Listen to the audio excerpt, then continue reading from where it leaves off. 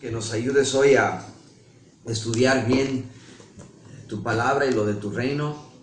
Y Padre, que nosotros aprendamos en esto cómo la historia bajo tu mano soberana prosigue. Y te pedimos, Padre, que podamos tener en eso esperanza en vez de miedo.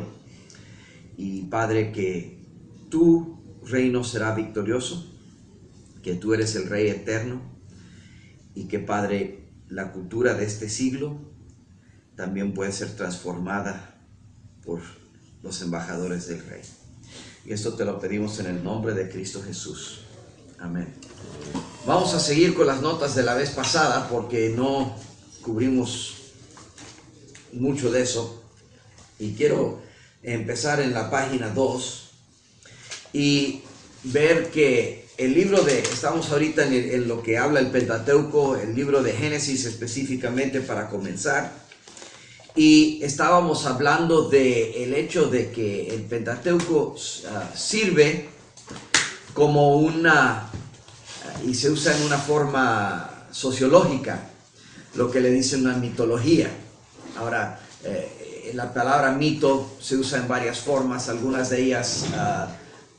Cuando muchos dicen que la Biblia es un mito, están diciendo que la Biblia es falsa. Okay, pero en la sociología el mito no se usa para juzgar veracidad o falsidad. Una mitología es ese grupo de historias que le da dirección a un pueblo, sean verdaderas o sean ficción o sean una mezcla de los dos, porque en muchos casos los mitos de un pueblo tienen bases y leyendas tienen bases en historia. Más o menos es como uno ve una película, diciendo, esto es basado en una acción, en un personaje histórico, pero a veces la base es muy poquito de lo histórico queda, ¿verdad? Y otras veces se hace de una forma muy histórica. En cada sociedad hay un grupo de historias que dirigen la dirección de esa sociedad. En México se estudia, por ejemplo, cuando estaba yo allá en México, los niños héroes, Benito Juárez, y cada uno de aquí en Estados Unidos Lincoln, ¿verdad? Y ellos, y cada uno de esos personajes se les pone en una forma más grande que vida, ¿verdad? Si los hubieras conocido como personas, sabrías que eran tan flojos a veces como tú, o como yo, pero cuando salen en la mitología, George Washington nunca decía una mentira, ¿verdad? Casi dioses. Y le ponen su historia, que es leyenda, no pasó, de George Washington que cortó el árbol de cereza de su papá y que su papá le dijo, tú lo cortaste, y dice, sí, yo no puedo mentir, yo lo corté. Y me acuerdo de un chiste de un niño que cortó un árbol y el árbol se cayó en un barranco y su papá después le vino y le dijo, ¿cortaste el árbol? Dice, sí, puede ser como George Washington, yo no voy a mentir y te digo, corté el árbol. Su papá le dio una tunda, unas grandes nalgadas. Pero a George Washington su papá no le dio nalgadas. Dice, sí, pero su papá no estaba en el árbol cuando lo cortó. No, pues yo también le doy una tunda. Y entonces, Génesis es para los israelitas ese grupo de historias que daba origen y dirección en contraste con las historias de todas las naciones a su alrededor, que eran Babilonia y Egipto en lo grande, y los cananitas y otros grupos que se han encontrado, por ejemplo, todo lo de Nahamadi y todas esas otras cosas. Cada pueblo tiene sus historias de origen y de dónde vienen, y especialmente en ese entonces. Hoy en día nuestras historias son muy humanas, porque hemos descartado a Dios, ¿verdad? Y entonces nuestras mitologías no siempre comienzan con una creación, aunque sí, por hoy en día el darwinismo se ha vuelto casi la mitología de orígenes de nuestro pueblo, ¿verdad?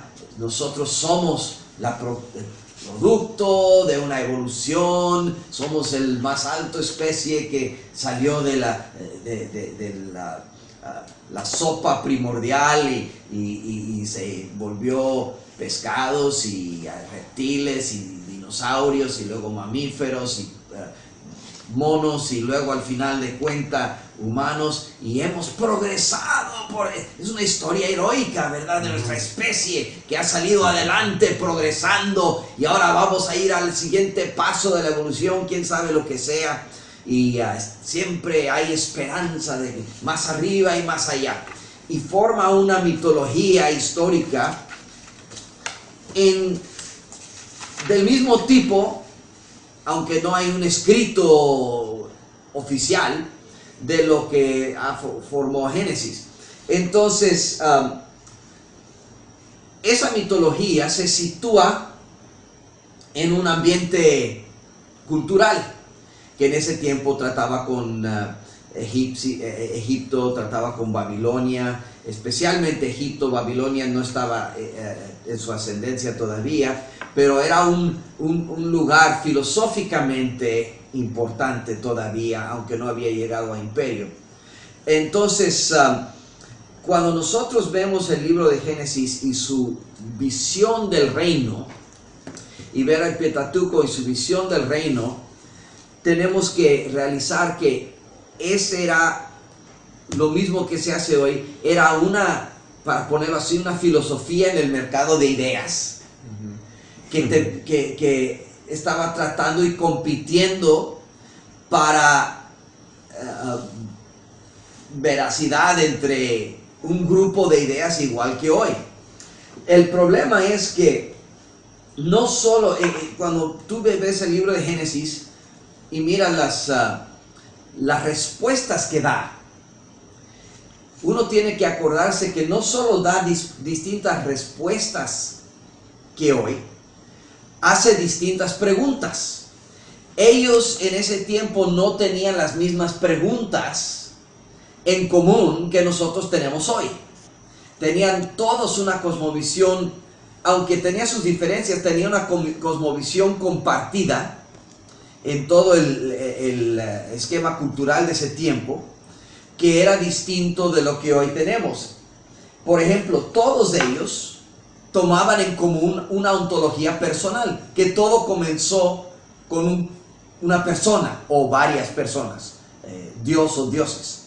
Hoy en día no tenemos una ontología personal. La mayoría del mundo a nuestro alrededor tiene una ontología impersonal, que el mundo vino de puras fuerzas y situaciones que no tenían como su centro inteligencia.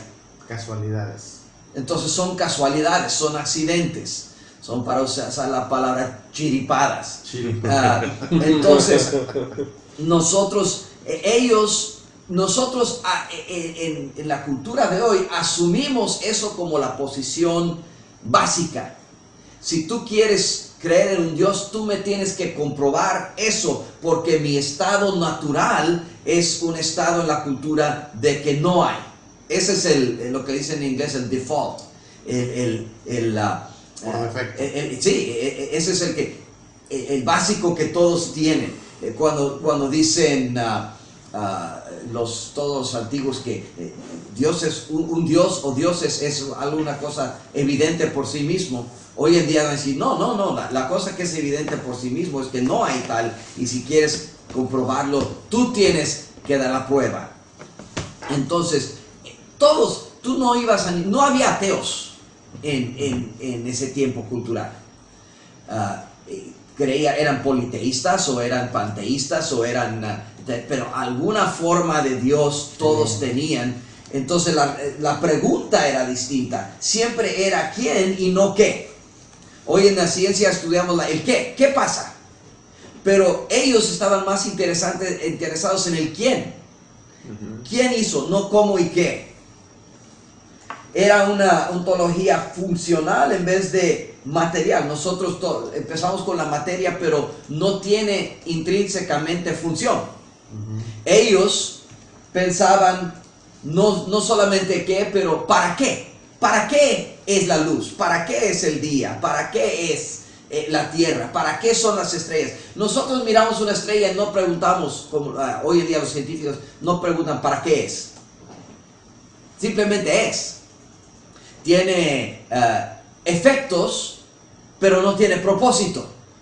Dios, cuando puso Génesis, dijo las estrellas estaban y las creó, dice Génesis en el cuarto día, para alumbrar el día y la noche. el día y la noche, y enseñar temporadas y tiempos, y fueron hechos con el propósito de tal cosa.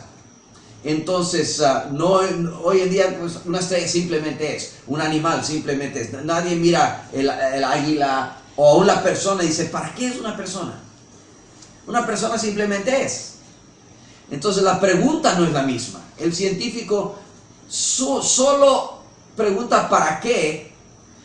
Cuando está tratando de ver cómo funciona así, pues allá tenemos la criatura. Ahora, ¿para qué es el estómago? Bueno, pues el estómago digiere, pero no es una cosa de propósito, simplemente así llegó a ser.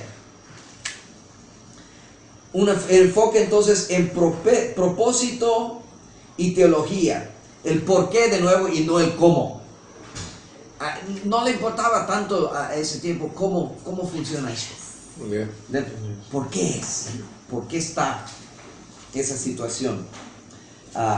Una geografía cosmológica que estaba reflejado en el templo.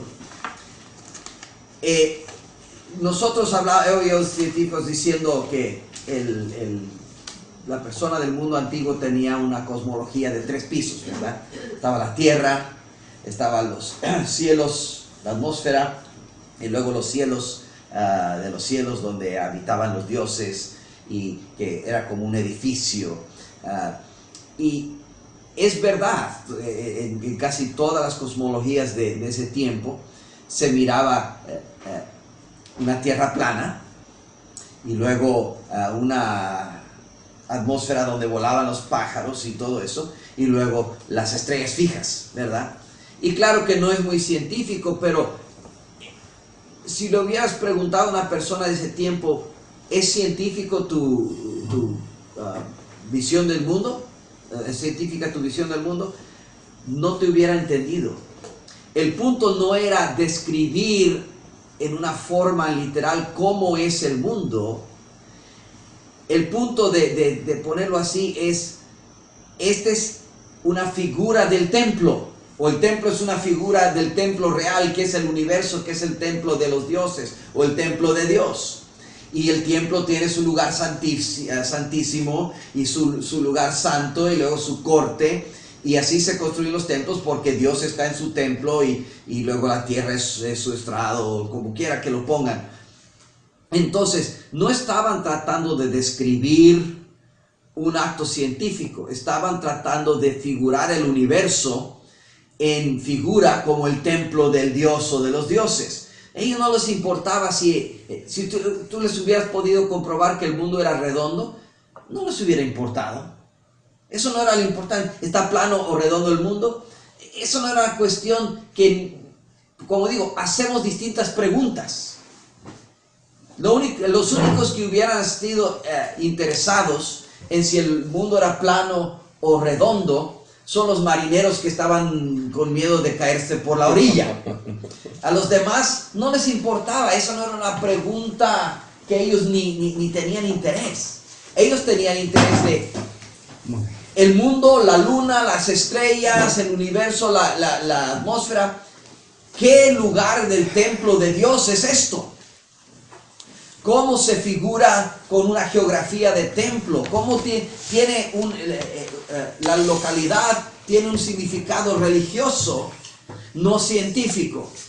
Entonces, lo que estoy diciendo es, no solo daban distintas respuestas a nosotros, hacían distintas preguntas. El hombre, ¿qué es el hombre? El hombre para ellos siempre era alguna forma de una imagen de los dioses o del Dios. Algunas veces limitaban eso al rey. Nosotros cuando miramos al hombre, lo miramos científicamente. Científicamente el hombre es un animal, ¿verdad? Tiene todas las, es un mamífero, pero imagen de nada. Nosotros hoy en día la ciencia no tiene mucho lugar para imagen de qué, ¿verdad? Entonces, cuando entramos a un libro como Génesis o como el Pentateuco y estudiamos el reino de Dios, tenemos que realizar que las personas a quien Moisés y los que después editaron esos libros estaban hablando, tenían una cosmovisión que estaba preguntando otras cosas. Y lo que tenemos que nosotros que preguntar es, ¿cuál de esas cosmovisiones hace las preguntas correctas? Porque hoy en día, antes de dar la respuesta, tenemos que realizar que las gentes de hoy no están preguntando ni las preguntas que hacían los ancianos. Y si no se hacen las preguntas correctas, las respuestas correctas no van a ponerse en su lugar. Entonces, yo me acuerdo cuando yo estaba en el Instituto Bíblico sacando mi licenciatura, teníamos un profesor de evangelismo. Y el profesor de evangelismo decía, en todos los casos, la pregunta va a ser si tú eres salvo por gracia o por obras, ¿verdad? Decía, tú vas a entrar y vas a hablar con gente y ellos te van a traer una salvación que se hace por obras, porque todas las religiones lo tienen, ¿verdad? Y yo después de un rato aprendí que eso no es la pregunta más básica. Es la pregunta básica si hablas a un católico, es la pregunta básica si hablas a un budista, un hindú, un musulmán, sí. Pero muchas veces la pregunta más básica, ¿cuál sería? ¿Crees que hay Dios? Sí, porque si no hay perdición, no hay salvación. Hay un cielo. Si tú dices a alguien, vas a ir al cielo, y la persona piensa que me vas a tirar al aire porque es el único cielo que ellos creen. Ellos están con una cosmología y una cosmovisión que dice, todo es un accidente, no hay un Dios. Entonces la pregunta más básica, antes de decir si yo me salvo por gracia o por obras, es, ¿hay algo de qué salvarme? Porque si yo me muero y regreso simplemente a la tierra y para mi conciencia, entonces todas las preguntas después de eso no tienen ni lugar. Voy a ir a un cielo mitológico por obras o por gracia. Entonces, las preguntas correctas son importantes antes de establecer el reino. Cuando la gente hoy en día habla, la gente del mundo habla de cristianos y nos tienen miedo a veces. Dice, si los cristianos estuvieran en poder político, nos pondrían algo similar al Sharia, ¿verdad? Y en casos de algunas presentaciones de la teonomía se parece demasiado al Sharia. Y no estoy diciendo todos los teonómicos, pero algunas de las que yo he visto presentaciones es apedrar homosexuales, todo exactamente. El mundo dice, eso sería como Sharia. Pero lo que ellos están no llegando a la pregunta central. ¿Hay un Dios que reina y que tiene ley o no? Entonces, ellos tienen miedo porque ellos nos ponen a nosotros en una categoría, dice, religiones. Inmediatamente dice, pues creen en un Dios. Y detrás de eso asumen que de veras no lo hay. Entonces estamos creyendo en cuentos de hadas. ¿Y qué diferencia tiene nuestro cuento de hada que el cuento de hadas de los musulmanes o cualquier otro?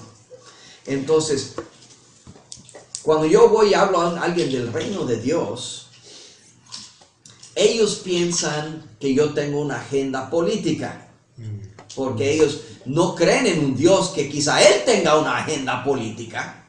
Soy yo, porque no están, sus preguntas no son correctos, las mismas de que yo estoy pensando.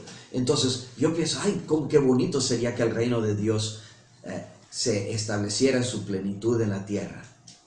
porque yo estoy pensando de un Dios verdadero que es beneficente y que siempre hace lo correcto y sabe exactamente, sabe el futuro, es omnisciente y sabría cómo reinar en la tierra perfectamente. Yo pienso así en la consumación de eso. Ellos piensan, pues sería un grupo de cristianos fanáticos tratando de decirnos qué hacer en nuestras recámaras. Entonces, cuando hablamos del reino de Dios en el Antiguo Testamento, tenemos que realizar que los egipcios y los babilonios entendían por lo menos las mismas preguntas. Hoy en día, al discutirlo, la gente no entiende ni la misma pregunta y luego tiene que venir a la respuesta.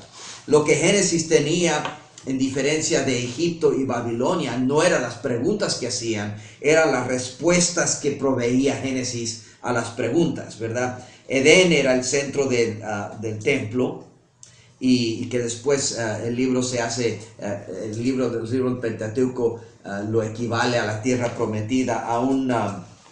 Algunos libros, James Jordan y también Sailhamer en su libro Genesis Unbound, trata de hacer el argumento de que la tierra de Edén, aún en situación geográfica, era lo mismo que la tierra prometida después en Israel.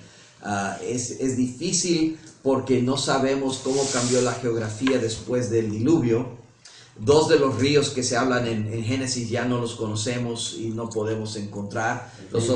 El Jedequel sí, el Jedequel, el Gijón y el Pishón no los podemos ubicar. El Jedequel era, creo que el Tigris, y el otro es el Éufrates. Entonces, pero hay aún en eso, parece que esos cuatro ríos salían de una fuente que cambió un poco después del diluvio. La geografía tenía que ver, porque no se puede exactamente ubicar y no se habla nada de la playa del mar Mediterráneo.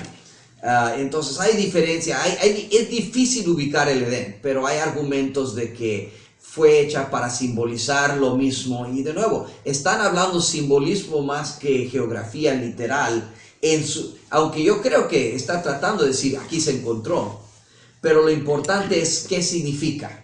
Y significa Edén, la tierra prometida, el centro de donde Dios iba a poner su nombre, de la misma manera que después la tierra de Israel, de la nación de Israel, iba a tener. Y era este es el lugar donde Dios habita, este es el templo, este es el lugar santísimo que en la tierra prometida, que cuando el hombre pecó fue sacado y se pusieron querubines alrededor para guardar la entrada al templo. La tierra y Babilonia y Egipto, los dos son rechazados, ¿okay? Específicamente porque cuando tú vas al este de Edén, tú sales del templo y te mueves hacia Babilonia. Babilonia estaba al este de Edén, y también se le llama el lugar de Dios el norte, y el norte es relativo a Egipto. Así que Dios dice, no en Babilonia, no en Egipto, pero en este lugar se encuentra la verdad, se encuentra la presencia de Dios, se encuentra el pueblo que está, el pueblo del pacto, para decir así. Y era porque cada uno de ellos decía, o sea, Babilonia, ¿sabe?, tenía su mitología, que también hay, y todas las naciones lo tienen. Usted, cuando yo me crecí allá en México, daba la historia de los aztecas, ¿verdad? Que los aztecas, como el pueblo de Israel, los aztecas habían sido nómadas, habían bajado desde Alaska, pasando por todo Norteamérica, y tenían una visión que sus dioses les habían dado, ¿se acuerdan? Y ahí por eso tenemos la bandera de México, ¿verdad? Que encontrarían un águila devorando una serpiente, parado en un nopal, y ahí iban a poner el pueblo, y que vinieron las tribus de los aztecas y vieron ahí ese lago, y vieron ahí en el centro el águila con y ahí tenían que formar su ciudad de Tenochtitlán. Entonces, los pueblos tienen este mismo tipo de... ahí nuestros dioses nos pusieron, ¿verdad? Y ahí somos, y Israel, seguidores del verdadero Dios, tenían su respuesta. No, aquí se encuentra la tierra prometida. Y si te vas por otro lugar, te estás desviando. No vayas a Babilonia, no te quedes en Egipto. Esos lugares son alejados del centro de los pactos de Dios. No hay tampoco en Génesis lo que se dice teogonía. Eso es una genealogía de los dioses. Todos los babilonios, los egipcios, todos los que están alrededor, sus dioses tenían una genealogía, se relacionaban Isis y Osiris y todos esos, o los dioses babilonios, o los dioses griegos más tarde también, ¿verdad? Zeus y Atena, y todos tenían matrimonios, hijos y todo eso. En el libro de Génesis tenemos el único grupo de ese tiempo que vino y dijo, no, Dios no tiene ni pareja, ni consorte, ni descendencia, ni parentaje. Dios simplemente ha sido. Y era una respuesta distinta a quién es Dios, porque tenían ideas muy diferentes los babilonios y los egipcios. Y siempre tenían lo que se les dice teomaquía, eso es batalla entre los dioses. Los dioses estaban en conflicto en Egipto, en Babilonia, especialmente entre los mitos de los griegos y los romanos después. Los vikingos tenían también, ¿verdad? Todo su grupo de Thor y Odin y todos esos. Y siempre los dioses estaban en conflicto. Y eso era parte de la razón. Esa era parte de su descripción por qué hay mal. Cuando hablaban de una teodicea, ¿por qué pasa lo malo? Lo malo pasa porque Isis está en contra de Osiris, o porque Marduk, o porque esto y por lo otro, o viene después los titanes contra los dioses, o cosas así. Siempre eso no se encuentra, no hay una rebelión como en la Biblia, porque nadie es supremo verdaderamente, nadie es omnipotente. Sí hay dioses más poderosos y más débiles en los mitos, pero eso se enseña solamente en la batalla, ¿verdad? El débil es el que perdió, el fuerte es el que ganó. No hay un concepto de un Dios todopoderoso ya para empezar, en contra de quien sus criaturas se le rebelan, como vemos. Y el Evet Yahvé, ¿no? También. O sea, el Dios todopoderoso y al mismo tiempo el Evet Yahvé, siervo sufriente. O sea, contrapone a la mitología, ¿no? Sí. Cristo, Dios, el Mesías. Sí. Bueno, y eso, claro, que estamos hablando ahorita tiempo del Antiguo Testamento. Sí. Porque, y eso era un problema para ellos. Cuando Cristo vino de Mesías, una de las preguntas que fue una dificultad fue exactamente esa: ¿cómo puede este hombre tan débil ser el Mesías? Porque no concordaba en la mente y en la cosmovisión con un Yahweh todopoderoso y omnipotente. Y entonces Cristo débil, Cristo andando por aquí, por allá, no es el heredero de la corona de David, no puede ser. Doctor, perdón, Sí. una pregunta. Entonces, ubicar el Edén como un lugar, como lo hace la geografía, que lo pone en Babilonia, por ejemplo, es muy especulativo. Todo es especulativo en eso. Yo digo, ubicarlo en Babilonia o ubicarlo en Israel, los dos son especulativos. Tratan de figurar los ríos, lo que parece, los ríos parecen fluir de Edén cuando se lee en Génesis. Entonces, Babilonia estaba más abajo, los dos ríos, el Tigris y el Éufrates, se acercan más mientras suben hacia el norte. Y el punto norte de Israel tocaba en un tiempo, no hoy en día, pero cuando él estaba a su apogeo, tocaba las orillas del gran río, del Éufrates. Entonces, el Edén, mirando eso, se hubiera visto como más o menos al norte de Israel, pero no se sabe qué pasa con los otros dos ríos. Uno baja hasta Javila, dicen, pero ya no vemos esos ríos. Entonces, cualquier ubicación de lo literal del Edén es especulativo. Y yo tiendo a favorecer la localidad que da Sailhamer y también James Jordan, que habla de que se localiza donde hoy en día se localiza la tierra prometida, Israel.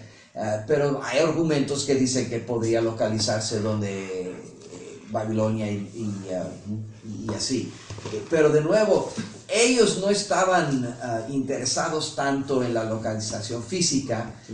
Ellos entendían que Génesis hablaba de un gran diluvio, y de nuevo hay argumentos si el diluvio fue mundial o si el diluvio fue local, pero en cualquier forma de los dos, un diluvio aún local que mataría a todos los hombres y las mujeres de todas las naciones donde había hombres en ese entonces, sería suficiente para cambiar la geografía de ríos porque hay movimiento dice, se abrieron las ventanas de la tierra, entonces hubo terremoto, hubo quién sabe qué, y la geografía y el curso de ríos cambiaría de cualquier manera. Entonces, dos ríos desaparecieron por completo.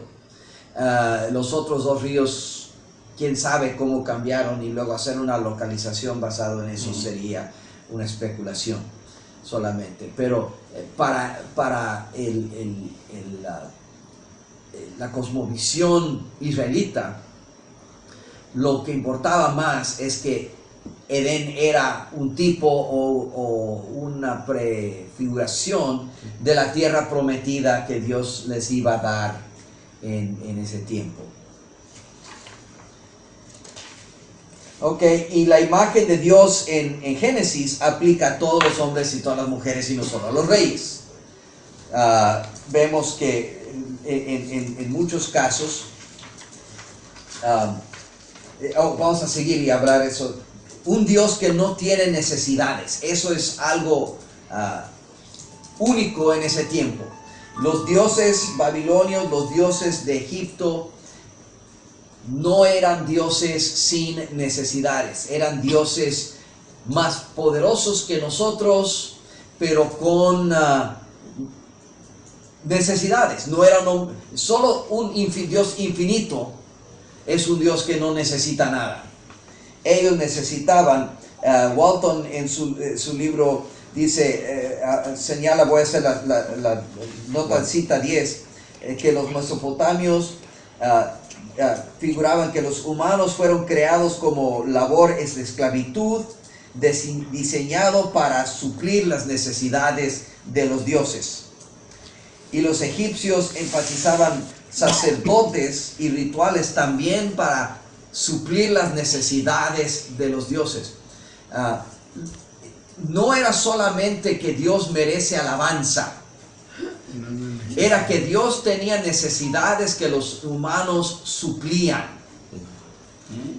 Entonces, nosotros necesitamos a los dioses, pero los dioses también es una relación simbiótica. Ellos tienen el punto alto, pero también sin nosotros, ellos no tienen todo lo que ellos necesitan. Pero es emanente, ¿no? Es un Dios emanente. Ellos tenían, es la diferencia. Ellos no tenían, sus dioses no son trascendentales. Eso pasa, son dioses que son parte del universo. no crearon de la nada. Eso no se encuentra en...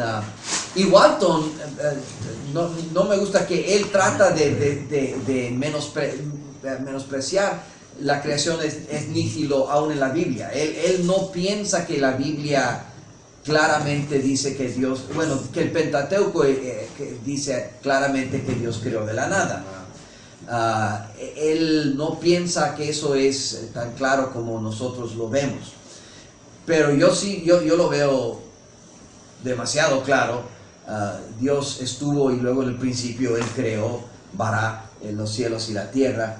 Él no está en los cielos y la tierra. Eso no es verdad entre los dioses babilonios, ni los dioses egipcios, ni más tarde los dioses griegos. Vivían en Olimpo.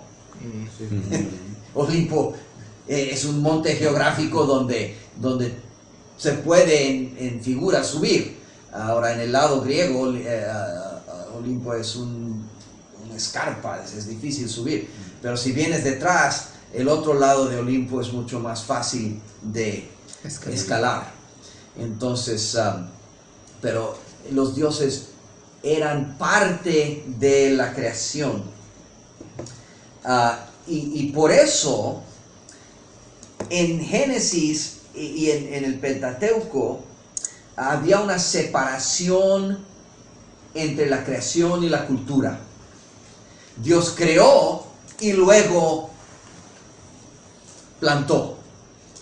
En los mitos egipcios y babilonios, la creación y la cultura son idénticas. Los dioses, la creación es la cultura de los dioses. Somos sus esclavos, ellos estaban creando su cultura y en hacerlo nos crearon a nosotros. Dios de la Biblia no tiene para sí mismo una cultura. Los dioses griegos, los dioses egipcios, los dioses babilonios tenían una sociedad con jerarquías y una cultura desarrollada, las ciudades de los dioses. Entonces, su creación es específica, no hay salvaje, no hay selva en la creación Babilonia. Todo es cultura, es formar, porque la cultura ¿qué es? La cultura es tomar una cosa de la creación y formarla. Solo cuando uno tiene una creación hecha como Dios la hizo, se puede después formar. Si no hay creación de la nada, todo es formación. Entonces todo es cultura. Y luego otra cosa que se ve en la Biblia, y esto fue único entre es que la historia de Génesis no tiene el sabor dramático que tienen los mitos. Siempre en los mitos hay drama y peleas y heroísmos y batallas y todo lo demás. El libro de Génesis es el único. Tú lees la mitología de Babilonia, la mitología de Egipto, y no ves simplemente en el principio Dios creó los cielos y la tierra y luego hizo esto y luego hizo lo otro.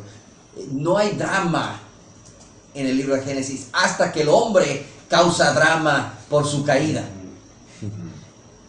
Es una historia dicha simplemente como hechos, ¿verdad? Esto pasó y esto pasó y esto pasó y esto pasó. Y no hay... por eso Génesis no ha agarrado la imaginación. No hay películas sobre la creación así, excepto documentarios. Como hicieron con los titanes o Hércules o así. No hay nada de historia. Digo, no hay conflicto, no hay acción. Hasta que el hombre empieza a hacer la acción en su rebelión. Entonces, cuando tú lees las mitologías, muchos han dicho, Génesis no parece mito, no tiene el sabor que tiene Un mito. de un mito, pero es ¿por qué? porque no habla de realidad o de falsedad, no estoy hablando de eso aquí. Las batallas griegas, cuando yo digo que tienen un sabor distinto, no estoy hablando porque son imaginarios. Estoy hablando porque tienen emoción, tienen monstruos y espadas y cosas así. En Génesis no tiene el mismo sabor dramático que los mitos de las otras naciones. Entonces el reino de Dios expresado en su creación, de su imagen, y estamos hablando de lo que se le dice el pacto de las obras. Empezó Dios haciendo el hombre como su imagen, de acuerdo a su similitud, y se ve en Génesis 1:26 que reinarán. Y la fuerza de los verbos anticipaba un tiempo cuando no iba a ser fácil. Cuando Dios creó el mundo en Génesis y dijo que el hombre iba a reinar, iba a sojuzgar, esas palabras implican que iba a haber un reto, una dificultad, porque si iba todo a caer a mano fácil, no hay nada que sojuzgar. Entonces, desde el principio, aunque no hay drama en el libro de Génesis al principio, anticipa con las palabras usadas el hecho de que todo no va a seguir como ahorita estaba, que va a haber un conflicto, va a venir, son palabras que prefiguran un conflicto. Y luego pone el hombre como imagen en el reino original. Y tenemos también que ver, eso es otra cosa que tenían en común los babilonios y los egipcios, y también el libro del Pentateuco, que decían que Dios puede representarse con una imagen. La diferencia viene siendo en que en los babilonios y los egipcios los hombres formaban las imágenes. En Génesis Dios formó la imagen, y por eso más tarde en los 10 mandamientos le dice al hombre: no harás imágenes, porque la imagen de Dios ya estaba hecha, y eran ellos, era el hombre y la mujer, era Adán y Eva. Ellos son la imagen de Dios, y si el hombre ahora forma una imagen, está haciendo una imagen de una imagen, y ya es como decirle a Dios: no, la foto que tú hiciste no es suficiente, esa selfie que te tomaste, Dios, no funcionó, vamos a hacer una más Photoshop. sí, le vamos a photoshopear, y sale el becerro de oro, o sale los hindús, o sea, el hombre no es suficiente, así que le vamos a poner 4 brazos en vez de 2, o alguna cosa así. Dios dice: no, la imagen la formé yo. Lo mismo que pasa con el templo. Dios dice: hagan el templo, pero tú no le pongas nada de martillo o nada de ¿cómo se dice? Herramientas a las piedras ahí, porque este es mi templo. Yo lo hago, no tú. Entonces hay esa cosa: quita la obra de tus manos, porque tú eres la imagen. Pero la imagen siempre, y ellos tenían en común la cosmovisión, que donde la imagen se encontraba, ahí estaba el Dios. Por eso cuando Nabucodonosor mucho más tarde hizo su estatua y dijo: todos arrodíllense a la estatua, la cosmovisión decía: si tú te arrodillas a esa estatua, te estás arrodillando delante de mí, pero en una forma magnificada, porque la estatua de Nabucodonosor era una cosa gigantesca, y casi todas las estatuas que hacen, el coloso de Rhodes, las estatuas que se hacían siempre eran majestuosas, porque eran la imagen del Dios que estaba en el rey, o del Dios que estaba en el héroe. Entonces Dios dijo: el hombre y la mujer son mi imagen.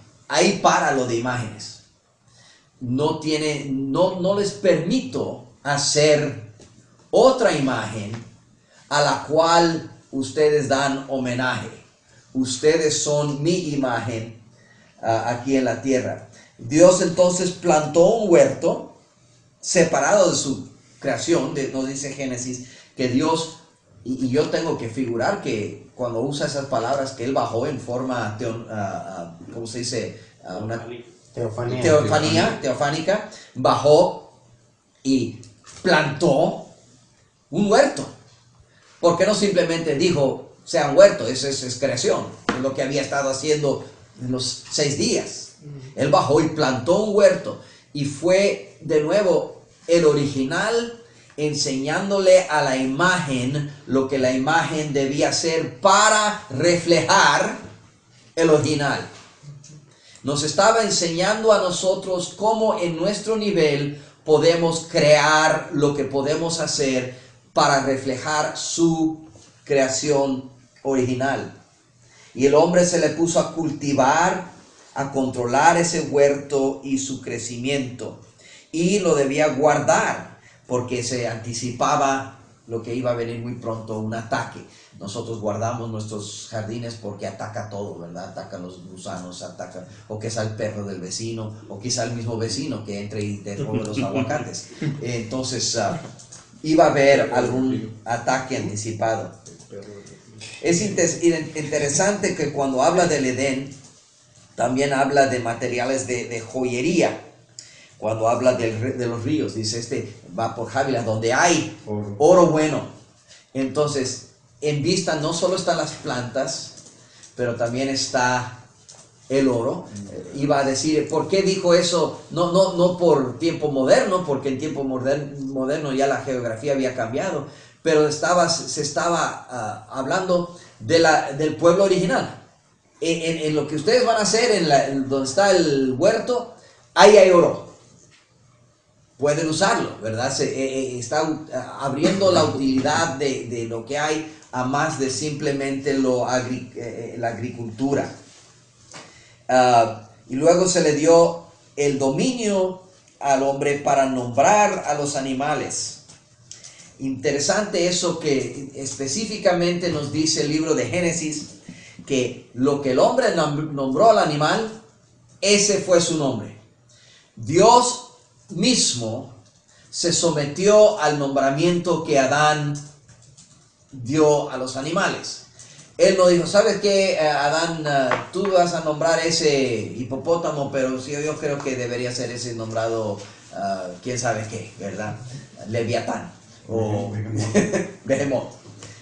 Entonces,